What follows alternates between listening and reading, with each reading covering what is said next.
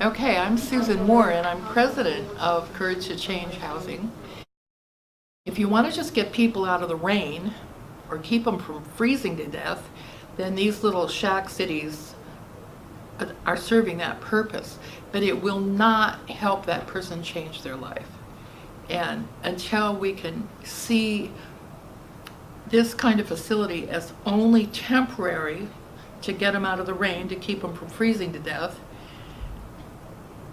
unless you can back that up with training, a facility where somebody will get to know them as an individual, and as long as you're mixing substance abuse people with families, then neither population is served. What you're going to end up with is a mess, trash on the ground, needles on the ground, a neighborhood where the families with children can't let their kids out the door. Where we are now, we have a problem. It's in every state, every town of the whole United States, but for some reason, Western Washington has attracted more than its share. And this idea that homelessness and addiction to illegal drugs are closely linked in the majority of cases is what cannot be overlooked. And as Robert pointed out, there are people who are economically disadvantaged who ended up on the street because of a broken leg or a misunderstanding with their boss. And these people have completely different needs than the addicts, the recovering addicts. Now, our program only takes people who are committed to making a change in their life, and we do require them to go to a 12-step program of some sort 4 times a week, 3 times a week if they're working full-time. And we provide what support we can, but we are a 100% volunteer organization. There are grants to get more funding for housing.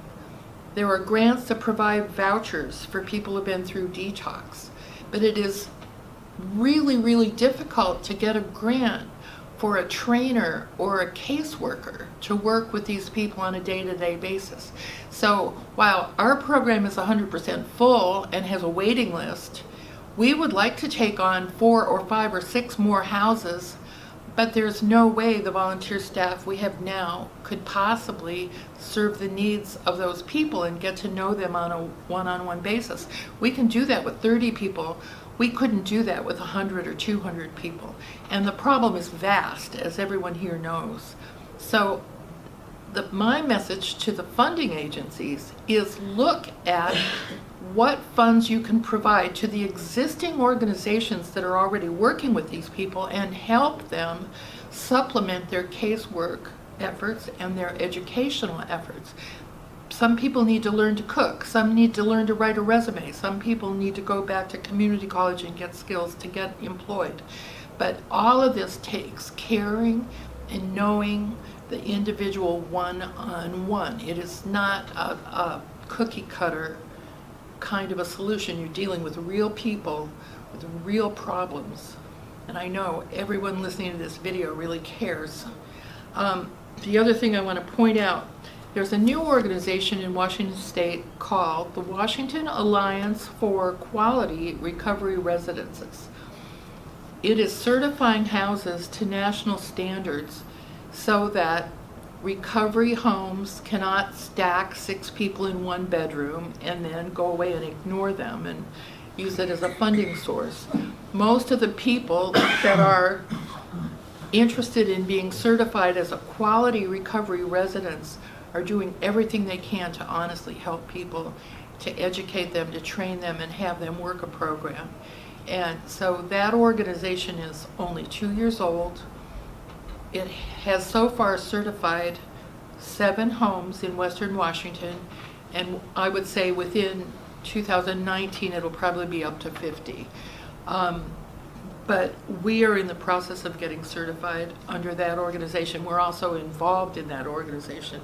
But that's there, and that's offering a pathway for more success in this field in the future. But as Robert Smiley originally pointed out, it's vital that the government organizations that want to solve the problem can differentiate between a person that's mentally ill, a person that's addicted to an illegal substance, and a person that's homeless because of financial situation. They're very different three populations.